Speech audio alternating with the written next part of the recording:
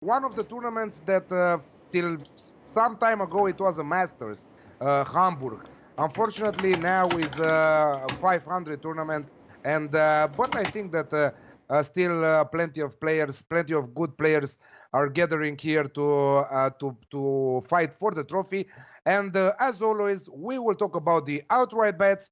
We are in the middle of the tournament, but also we will talk about match betting tips for tomorrow, for today, whatever you guys have.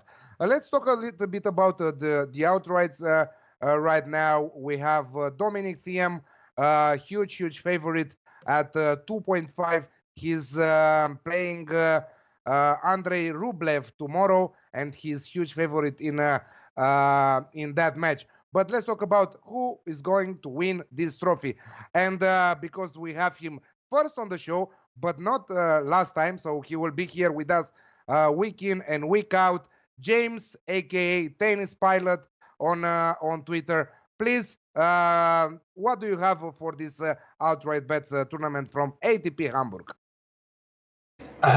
So today was not ideal for us. We had Del Bonis outright, and he managed to lose in straight sets against Zverev, despite having exactly the same amount of chances, and actually led by a break in the second set. But I think as a tournament as a whole, it looks pretty open at the bottom half, but I think Thiem's probably going to take the top half. From what I've seen of him this week anyway, it looks like he's taking this fairly seriously. This is generally his bread and butter, the sort of lower level clay events. He has a very good record, especially when he's the favorite in these events.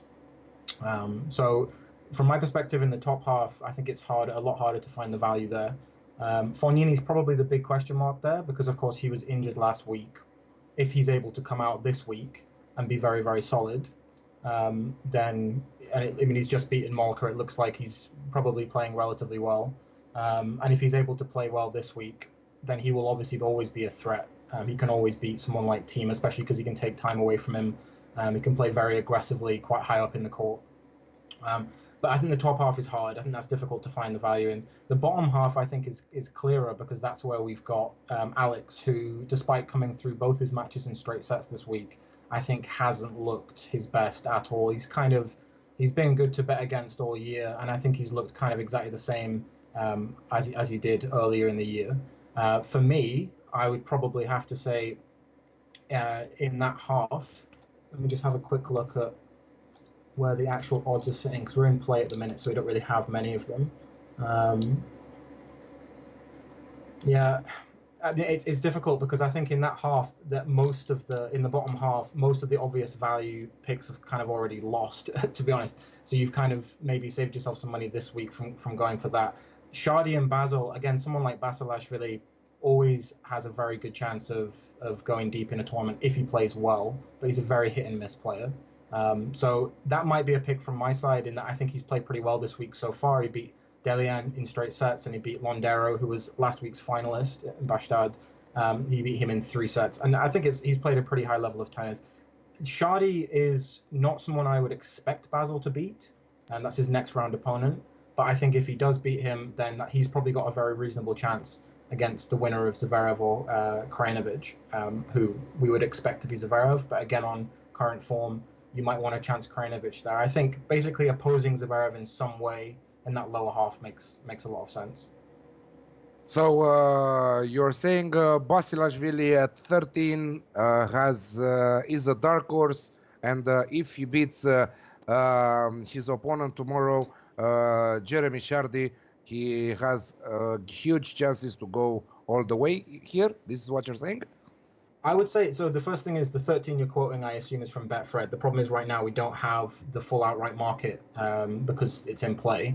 I would want to wait and see what happens after today's matches, see where the prices stand. Because 13, to me, he's the favorite then in that half beyond Zverev. So you have Zverev first, and then he's second alongside Krajinovic. I think, for me, the big problem I have with betting on Basil at the minute is just that he hasn't really shown the same ability to go deep as he did last year. I mean, last year he got bageled twice on his way to the final.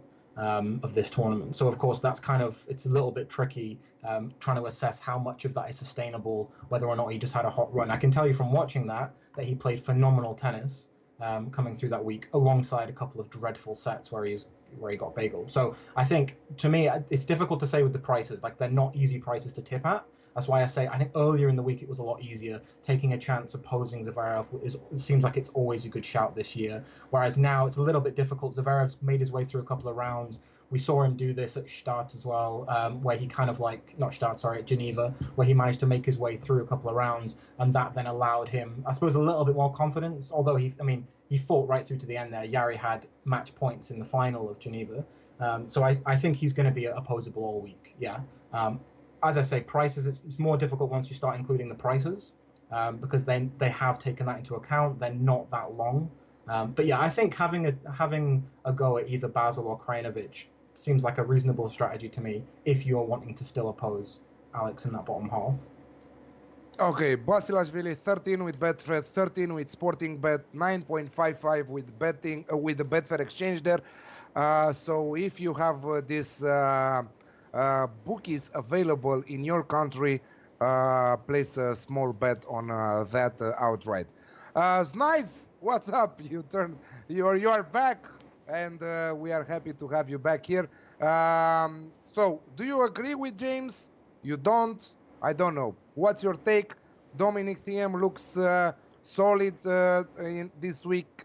I don't know. Alexander Zverev always struggling lately. Fabio Fognini, if he plays his best tennis, always is one of the dark horses in each tournament that he's playing. What do you have for us? As our friend here beautifully broke down, I think that the value in this tournament is on opposing the favorites. I do think that Thiem wins this tournament. He's the best player in the field. I hold him only second to Rafael Nadal on clay right now. He's shown time and time again that he has incredible ability and is able to out-hit and outgun most players on tour there. But the price is very short, so you're not going to get any value in trying to back Thiem at this stage. So I would still refrain from doing so. So in the bottom half, we do have the big Alex Zverev, and I've opposed him a lot this season because he's been really low on confidence, struggling to find his game, being very passive, not stepping into his ground strokes, just sitting back. And that's not a Zverev that has confidence. He's lost early in rounds. He's been upset plenty. I think he feels a lot of pressure to perform here since it is Hamburg. It is a tournament in Germany. And as to whether he responds well to that pressure remains to be seen, but definitely not a guy I would be betting on. I want to make a case for Nicolas Basilashvili here. It's kind of easy to forget, but he is actually the reigning champion here. He won the title last year. It was his maiden title on the tour. And he struggled a lot over the last few months for consistency. But when the Jordan is hot, he is redlining his game. He's painting the lines. He can hit through anyone. And we've seen glimpses of that in this tournament here. He's racked up a ton of winners in his first two matches here. And I was really impressed with what I saw in segments there versus Londero in the last round. So I think right now he's in a great patch of form. And if it was anyone I would go with here, it would be Basilashvili to repeat. Yeah, I really like his outfit, hydrogen there with the skull. I really love that thing. So if you guys are going to take him, I like the skull. So let's take at 13 Basilashvili with Betfred and Sporting Better. Let's talk about a little bit some matches here. Obviously, tomorrow we have 3 matches going on in Hamburg. Chardy versus Basilashvili, Krajinovic versus Zverev, and Dominic Thiem versus Rublev. Rublev, I don't know, unexpected in my opinion. He won against Ruud in the last round, coming back from 1 set down. He was the underdog there. He is the underdog also in this match. Obviously, more of the underdog because he's priced at 6.1 with Unibet. Is this an Asian handicap that we can take on him? Let's say plus 4.5 on the Asian handicap in terms of games at 2.07, James. And do you have also some other plays for the other two matches? Okay. So this is the kind of matchup where the price feels a bit long. At least to some extent, I feel like if not a lot has to go wrong for Team or very right for Rublev for it to look like a long price. But when you look at the stats, I don't have them right in front of me. I can get them if we want them. But the thing about Team when he's this short against a player like Rublev, he does tend to basically be too difficult to hit through and too solid. He's not really going to be in a position where his game is being threatened too much. I feel like with Team, generally the players that threaten him either have to catch him on a bad day, which is, again, it's often obvious early in a tournament, or it's often, the grass season or some time of year like that. So I suppose long story short, the basic point for me would be I would probably not be taking games handicaps here. I mean, I don't know. I don't have an issue with that in the sense that I probably wouldn't expect him to be losing much worse than 4-4 if he plays the way he did the rest of the week. But I thought he was quite lucky. I agree with you. I thought he was quite lucky to beat Ruud, at least in the sense that I thought Ruud was, and he does this a lot as a player, he's someone I was quite excited about when he first came around, but he does seem to lack confidence quite a lot. He seems to lose kind of like his rhythm through a match, and he probably should have won that match. So I wouldn't expect Rublev to be winning that. I think his game style does not suit slow clay very well. He's not defensive enough. He's not good enough on the defense. His movement's not quite good enough for me. He can hit through the courts when he has this time. He's the kind of player that can do that. But I think Team's just a lot better at it.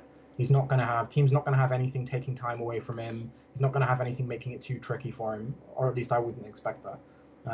So it's probably a match I'd stay away from. I think of the other two matches, the thing about the Basil-Shadi matches, there are not many players that I like betting on those kind of prices, around evens. And certainly two players as temperamental as Shadi and Basilashvili, not really for me. I'd be happier taking Basil on the outright and then kind of letting that match ride on the basis that I think Shadi is generally not a player who's going to be going deep in clay tournaments. But certainly I would not be expecting him to be winning clay tournaments. So I think it's opposing him outright makes some sense.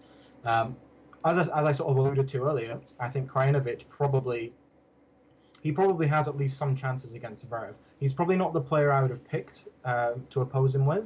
I kind of prefer Delbonis personally, hence why I backed him outright. But Krajinovic is the kind of player who will make Zverev. He's smart enough and he's got a well-rounded enough game that he will force Zverev to play a bit more aggressively, or at least he'll force Zverev to serve very well, something like that. He's not going to just go down easily, I don't think. He's going to make him think about the game. He's going to make him think about how he's playing and why he's playing like that, because Zverev's definitely got away with playing a little bit. He's just been very passive this week, as he has been virtually the whole year, and that's not going to cut it against. Once you start getting to top 50 players who can be more aggressive, they have more variation, that's going to be hard. So for me, probably the best bet tomorrow would be to back Krajinovic to do something. I often like something like 3 sets in matches where I feel like it's going to be quite hot and cold, so that would be a reasonable bet.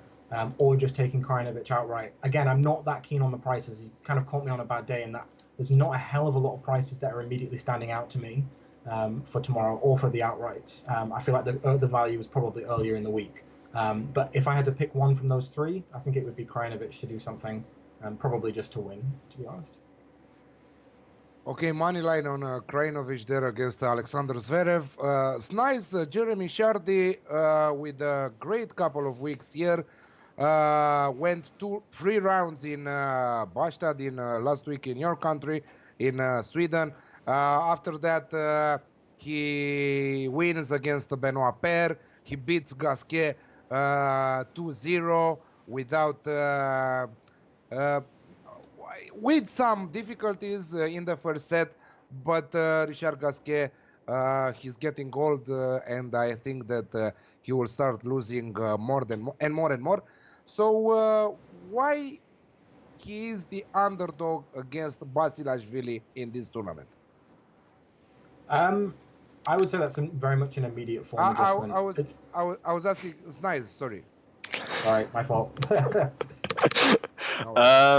He actually started as the favorite Shadi did, but Basilashvili has already taken a lot of money, which has moved him in turn to the favorite, which I would agree with. I've been talking up Basilashvili earlier here in the segment, saying that he has a good chance to win the tournament outright, and I think that he's really found his game here. Basilashvili, as we have discussed here, is a player that can get hot and cold, that can find his game missing, that can be temperamental. But as of right now, when his game is actually clicking, he's a very, very strong player, easily top 20 in the world. And I think that Shadi, being French, is extremely unpredictable. You never really know where his mental state is at. He put in an absolute horror show, complete abysmal performance in Bosta versus Nicolas Basilashvili last week.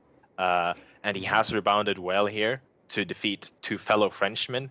But then again, I don't really think he should have won that match versus Per. I think that Per played better for segments of that match, and I was surprised for Shadi to see it through. Gasquet has been battling a hernia injury. He had surgery earlier in the year. Isn't really match fit yet, so still a ways from his best tennis. So I wouldn't rate those two wins incredibly highly. So I think the prices are about right here. But I have conviction that Basilashvili right now is the better player in the form that he is in. So I've gone ahead and played him on the money line here at 180. So everyone on Basilashvili. Do you have anything for the other two matches? Krajinovic versus Zverev. James said that Krajinovic has a chance of beating Zverev, and Dominic Thiem versus Rublev. A tough match to predict there. I would have to agree with James there on Krajinovic. Obviously, we don't have any prices right now, but Krajinovic to do something is a great bet. I'll probably be on him on either the games handicap or the money line. 3.2. We have 3.05 on Krajinovic. Yeah, 3.2. That's a very good price. 3.23. I think I'm gonna have to. I mean, I think. Yeah. Sorry, go on. Yeah, so that's a very good price. I think I'm gonna have to buy on the money line then. I think his chances are way larger than those odds would suggest to take down Zverev. So definitely Krajinovic booked that. And I also got another play for Rublev team. I can't say I've been really impressed with Rublev's play on clay prior to this week, but the Russian has been playing very well indeed to overcome two tricky opponents in a row here in Christian Garin, a breakthrough star this season, and Casper Ruud. After winning a clay title in Umag in 2017, and he also reached the next-gen finals the same year, Rublev has gone off a bit. He's been plagued by inconsistency and injuries, but he seems to be back to playing better tennis now. Team has been playing really solid tennis in Hamburg, coming back from that traditional struggle on grass. I would say he really doesn't do well there. So he lost in the first round of Wimbledon. But as I said earlier, he's definitely second best player behind only Nadal on clay. But I do think that he will be challenged here. Rublev has the firepower to hit through Domi's defenses. And if he's playing as he has early in this week, I think it will be tough. They actually played last year on similarly slow clay courts in Monte Carlo Masters. And that was a 7-5, 5-7, 5-7 loss for Rublev. So I can definitely think that he'll challenge Team here. So I went ahead and played the over. I think that it's a little low, 20.5 games. I think we see close sets here with Team ultimately prevailing. And I got 1.87 for that over. From Hamburg, two great minds here. Going further in Switzerland, Swiss Open Gstaad. Favorite Roberto Bautista Agut 3.75, followed by Dusan Lajovic 6.5, Fernando Verdasco 7, Albert Ramos Vinolas at 7, and so on. Roberto Bautista Agut is having the time of his life right now. I loved him lately. I love him as a player in general. Yes, he lost against Djokovic at Wimbledon, but he did it in style, if I can say that. I don't know. I think that it was one of the best matches. Anyway, me in general, when I see a player fighting for every ball like Bautista Agut is doing in his good days, I will always watch him because I love doing that. So, James, do you think that Lajovic or someone else can put problems to Roberto Bautista Agut in this tournament? Yeah, the price is not high, just free with Betfred 3.75 with the Sporting Bet 2.75 with 888 Sport and 2.75 with Unibet for RBA to win the tournament.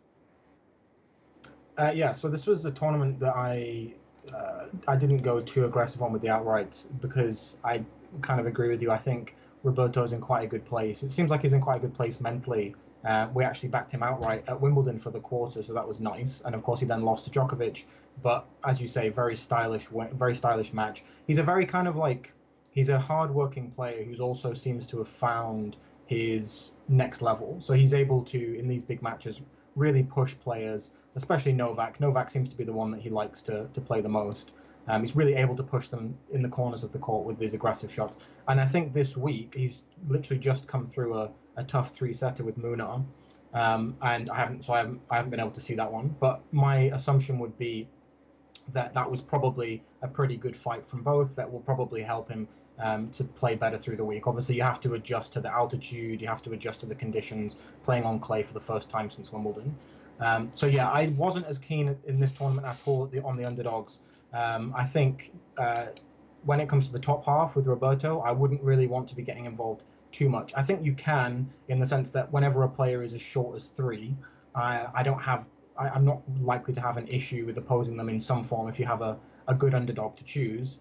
But for me, no one stood out really, and it's been a bit of a messy tournament so far. So if I'm just looking at it here, you had Stebih, who came through against Mute and Vesely, and then you had Fabiano, who came through against Sonego. So I would not have picked that as a quarterfinal. So I'm kind of glad I stayed clear there. I think for now, someone like Sousa was someone I considered against Bautista, because I think Sousa, he likes altitude. He generally is going to be a player he's going to benefit from the quicker conditions against Roberto. Because if anything, if he's going to beat Roberto, it's probably going to be by going for that bit more, pushing him more and more. But yeah, for me, I didn't really have much interest in that top half. I think the bottom half was probably where you were going to find some kind of more obvious value. Lajovic, I was happy to oppose given his run last week, but he seems to have played all right, although he did very much almost give up the ball against Istomin today when he was broken serving when he served for the match. But he was fine in the end. He came through that one. And so he probably looks like he's actually going to be relatively comfortable this week. He tends to prefer it a bit slower, I think, Lajovic, although his style's fairly unconventional. Of course, he made the final in Monte Carlo earlier this year. So you'd probably say that slower conditions suit him. Andujar is usually a player that I'm quite happy to bet on again at the bigger prices. He's someone who's shown a couple of times, for example, in Marrakesh, that he can go deep in tournaments, especially tournaments at altitude. He's got a very similar style to someone like Roberto, in the sense that it's quite flat, very solid. Generally, his game is based on, I suppose, neutralizing the opponents, but he has quite a good next level when he wants to, where he can go for a bit more, hit the ball a bit sharper, take the lines, take a bit more chances. So if I was going to pick one player in that bottom part, probably would go for him and just have a hope that he has a very good week and plays very well. Because I think we have to assume that Lajovic is going to be relatively opposable, just after having played so much tennis the past week and a half. But yeah, I think Verdasco at the very bottom, he's already knocked out. He lost to Ramos, and I think he was probably the obvious one to oppose in that quarter, but very, very hard to pick who you'd oppose him with. It's nice you tend to love the underdogs as outrights. You did it also in Wimbledon. You did it also in Roland Garros a couple of times with success. But it's important because your odds were huge, and we could cash out in the middle of the tournament. Do you have anyone you are thinking to bet on right now with these odds that the bookies are offering today? A I think James broke down the tournament beautifully here again. This tournament is very good, very important to note that this tournament is played at altitude, meaning it's one of the faster clay court tournaments on the tour, which usually benefits people that hit flat ground strokes, that have a good serve on them. And we've seen that to some extent with Roberto Bautista Agut, who actually doesn't prefer clay, one of the few Spaniards who performs better on hard court and fast services than he does on clay. And he's flourished here. So at the price, again, I can't really see anything wrong with going with Bautista Agut to win, even though it's a little bit short. He's definitely the best player in the field. He's been having a stellar season. He's been just rock solid, just physically and mentally, performing at a very high level. So it's going to take some performance for him to be beaten here. I don't think he'll have too much trouble, even though he faces Joao Sosa. That's a tricky opponent, but I do think he comes through, and whoever faces him in the final, he should be a significant favorite versus. So definitely a bit interested in Bautista Agut there. On the lower half, I think that Roberto Carvalles Baena is an interesting player to look at here. One of the more traditional Spaniards who's played a ton of matches on grass. He's played 602 matches on the dirt, winning 63.2% of all of his matches. His game is based around baseline grinding, and he has really no outstanding weapons. But it's very difficult to break him down and penetrate his defenses. And so he's had a lot of success. I think that he'll emerge victorious in his match versus Ramos Vinolas here, which we'll get into later. And he has a very good chance of making the final. So I'd look at Carvalles Baena in the lower half and Bautista Agut in the top half to make the final. Well, it's interesting This is what because Carvalles Baena is a very, very similar player to both Bautista and Sousa. Mm-hmm. I mean, they all have very flat styles, like, as you say, very, very solid defensively, but also quite able to hit through the ball, enjoy the pace. But yeah, sorry, Alex. No worries. If you have something interesting, always happy to hear that. So yeah, quarterfinals tomorrow. Andujar versus Lajovic, Bautista Agut versus Sousa, Carvalles Baena, as you guys mentioned, versus Albert Ramos, and Fabiano versus Stebih. A very, very balanced, I think, quarterfinal is this Fabiano versus Stebih. James, what's your favorite play, or do you have any take on these matches? So Stebih is a player that I remember when I first noticed him coming back to the tour a couple of years ago, and he's, I think, another one who's been plagued with injuries, but actually has quite a nice game when he's playing well. Lefty, fairly good both defensively and aggressively, although more defensive-minded, more clay-minded, I think. And he seems to have played really well this week. I've only seen a second match, but I mean, the key thing for me with that matchup is they're both players who are kind of playing a little bit above their level. So I think it's slightly difficult to predict exactly what's going to happen with it. I think Fabiano's probably got his record is more solid, and I think it's a little bit easier to predict how he's going to play. So I was perhaps surprised that he wasn't a slightly bigger favorite, but then I think the way Stebih's played this week, it feels like the bookies are kind of just covering themselves, because I wouldn't be able to split those two at all. I don't think, really. So that's about it. This is what you have for tomorrow's quarterfinals. I mean, I think for me, as I say, I think Andujar's probably got, if he's going to play well enough to win against Lajovic, this is the conditions that will suit him. It's the kind of place that will suit him. The problem for me is I think Lajovic looks fine. I was hoping he'd be a little bit jaded after playing in very different slow conditions in Bastad. I'm not sure if that's true. I mean, he wasn't great against Istomin, but it's the kind of match that often plays the better players into form. So I'm a little bit torn with that matchup. Again, I'm not the best with those kind of odds. I tend to prefer when you get slightly longer odds. I feel like it gives you a bit more margin. But I mean, Andujar is odds against Lajovic, and if I was going to take a punt on that half, I think Carvalles Baena is a good shout. He's a little bit shorter than Andujar. Both of those players have the kind of style that I think will really suit in Stad. So either of those would make some sense. If you wanted to take a bet, I think all three of the underdogs have some chance. Probably Carvalhais and Andujar are the ones that I would pick of the two. Certainly when you've got Carvalhais Baena at 2.35, that's a little bit, that does seem too long against Ramos. So I think you could take that one. That's probably my favorite one, because I think Andujar, I think he'll have good chances, but the price is not, it's not amazing, so it's harder. Lajovic coming after winning the title in Croatia at Umag. He had a great tournament. Andujar on the other side lost in the first round. Lost in the first round in Wimbledon. Lost in the first round, in the second round in France, at Lyon there. So this is, let's say, a bounce back after three losses, 3 defeats in a row here. Third round in Switzerland against Lajovic. If you ask me, I would go with the favorite here at 1.74. It's nice. What do you have for the quarterfinals? Here we are at the quarterfinals. I've alluded to a bit what I'll be looking at here.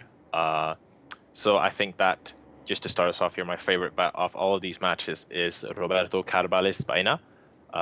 He's mostly been playing his trade on the Challenger Tour Red Dirt this year, but he's won 2 titles, and he also reached an ATP Barcelona quarterfinal, which team won, by the way. As with many Spaniards, he plays almost exclusively on clay, and I mentioned earlier his impressive record on the dirt.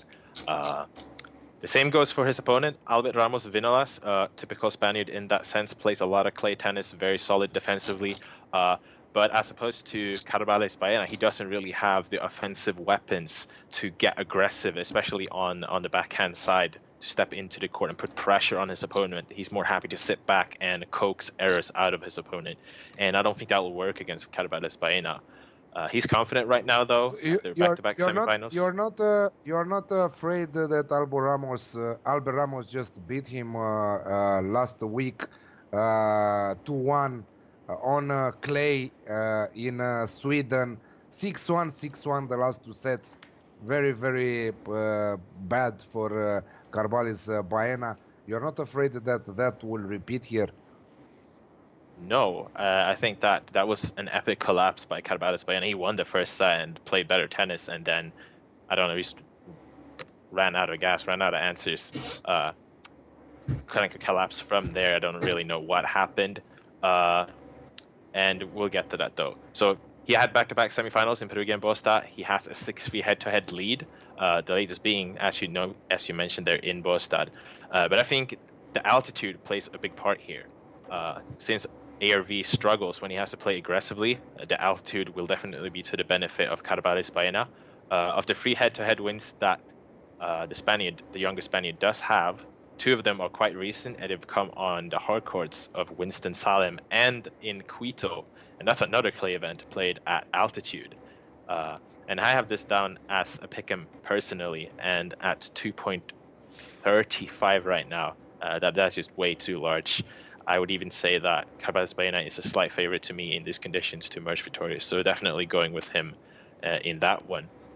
And so looking at the other quarterfinals here, we have Fabiano versus Stebih and Andujar versus Lajovic that we have pressed for right now. I don't really know what to make of Lajovic right now. He won his maiden title in Umag last week. Not sure what kind of state he'll be in mentally and physically as the tournament goes on, as he is a player that can go AWOL mentally in particular and just start bringing errors out of nowhere. So he's a bit unpredictable in that sense.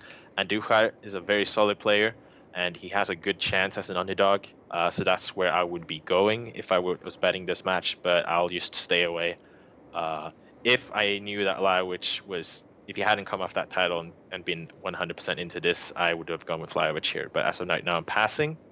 And so on the Fabiano Stebih match, I like the German here. Stebih has been plagued by injuries throughout his entire career, but has a very, very high level when he's not injured. He is a former world number 71, and he's a player that is a lot better than Fabiano if they were both playing at their peak levels.